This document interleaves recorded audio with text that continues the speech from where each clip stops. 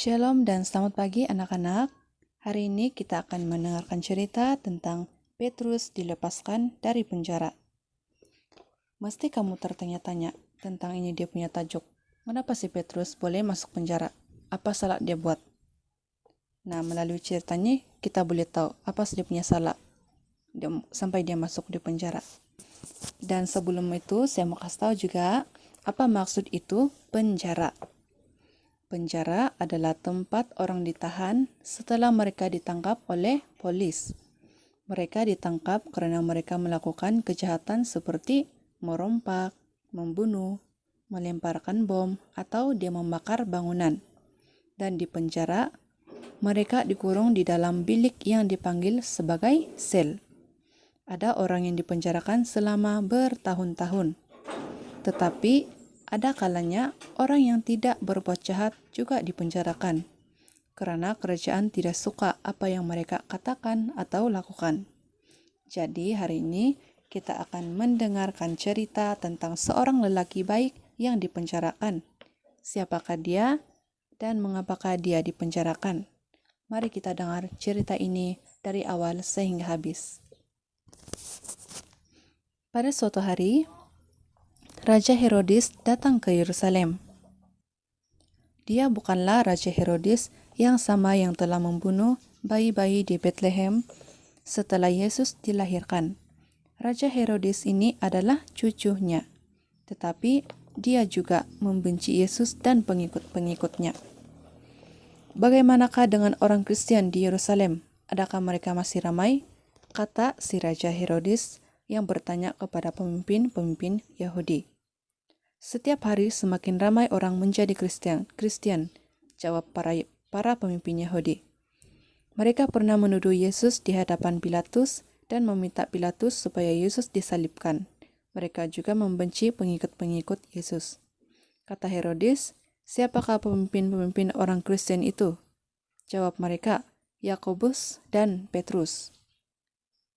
Tangkap mereka dan penjarakan mereka, perintah Raja Herodes. Kemudian, askar-askar Herodes menangkap Yakobus dan membunuhnya dengan pedang. Orang Kristen di Yerusalem berkabung atas kematian Yakobus. Sebenarnya mereka tidak perlu bersedih, karena Yesus telah menyediakan tempat bagi Yakobus di surga, di mana dia akan bersama-sama dengan Yesus.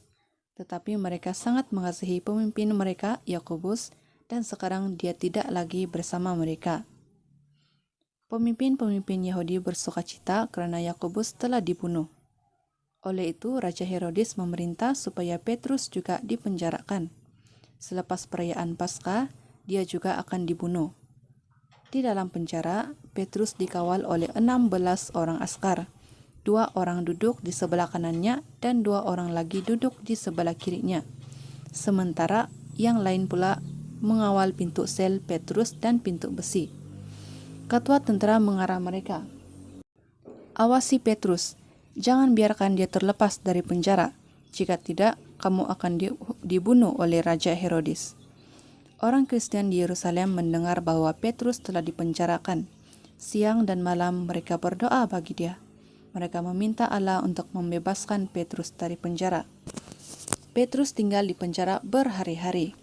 Dia duduk di dalam bilik gelap dan terpaksa makan dengan tangan yang dirantai. Askar-askar mengawasinya sepanjang masa. Petrus tidak suka berada di dalam penjara, tetapi dia tahu Yesus ada bersamanya, walaupun dia tidak boleh melihatnya. Dia juga tahu bahwa orang Kristen sedang berdoa untuknya.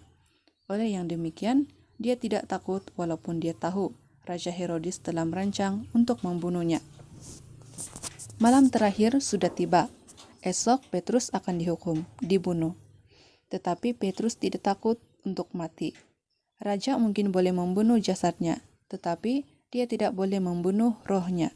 Jika dia mati, dia akan pergi ke surga untuk bersama-sama Yesus. Dia berbaring dan tidur dengan tenang. 4 orang askar di sisinya mengawasinya. Tiba-tiba muncul cahaya terang di bilik penjaranya. Malaikat Allah berdiri dekat dengan Petrus lalu membangunkan dia sambil berkata, "Cepat, bangun." Dalam sekelip mata, gugurlah rantai daripada tangan Petrus. Kemudian malaikat berkata kepadanya, Ikatlah tali pinggang dan pakailah kasutmu, pakailah jubahmu dan ikutlah aku. Petrus pun berbuat seperti yang disuruh oleh malaikat. Kata malaikat itu, cepat, ikut aku. Mereka melintasi para pengawal dan sampai di pintu besi. Dengan penuh ajaib, pintu besi terbuka sendiri, lalu Petrus dan malaikat keluar dari penjara. Selepas itu, malaikat meninggalkan Petrus. Sekarang Petrus tahu bahwa ia bukan bermimpi dan Allah benar-benar telah menyelamatkannya. Dia pergi ke rumah di mana sahabat-sahabatnya sedang berdoa untuknya. Petrus mengetuk pintu rumah sahabatnya. Seorang hamba perempuan bernama Rod datang untuk melihat orang yang mengetuk. "Bukalah pintu untukku," bisik si Petrus. Apabila Rod mendengarkan suara Petrus, dia berlari masuk dan memberitahu semua orang bahwa Petrus sedang berdiri di luar pintu. Mereka tidak percaya kepadanya, tetapi dia berkata, dia memang Petrus. Petrus terus mengetuk pintu, akhirnya sahabat-sahabatnya membuka pintu dan melihat dia. Mereka begitu terkejut. Allah telah menjawab doa-doa mereka. "Beritahukanlah kepada semua orang Kristen lain yang aku telah bebas," kata Petrus kepada mereka. Selepas itu, dia pun meninggalkan Yerusalem untuk pergi ke tempat lain.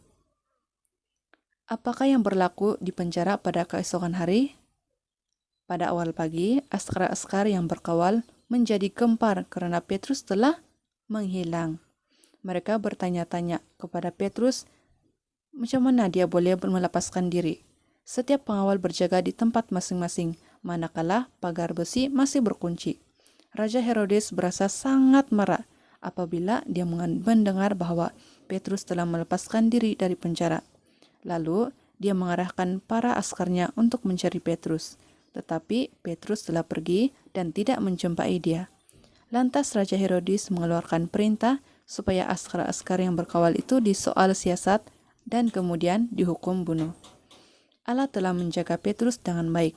Allah tidak mahu Petrus mati karena dia masih mempunyai pekerjaan untuk Petrus lakukan di bumi. Nah, anak-anak, oleh itu kita tahu bahwa kenapa si Petrus boleh masuk penjara dan bagaimana cara dia dilepaskan dari penjara. Dan dalam cerita ini kita tahu dalam keadaan apapun kita tidak perlu takut karena Tuhan selalu menyertai kita. Walaupun kita tidak dapat melihat, tetapi kita dapat merasakannya. Dan saya percaya Tuhan menyertai kita pada saat ini. Sekarang kita akan masuk dalam ruang membaca ayat hafalan. Mari kita membaca ayat hafalan bersama-sama. 1 Petrus 3 ayat 12e. Karena mata Tuhan tertuju kepada orang yang benar dan telinganya mendengar doa mereka. Sekali lagi, 1 Petrus 3 ayat 12e. Karena mata Tuhan tertuju kepada orang yang benar dan telinganya mendengar doa mereka. Terima kasih yang telah mendengarkan cerita dari permulaan sehingga habis. Kita akan berjumpa lagi minggu hadapan. Terima kasih.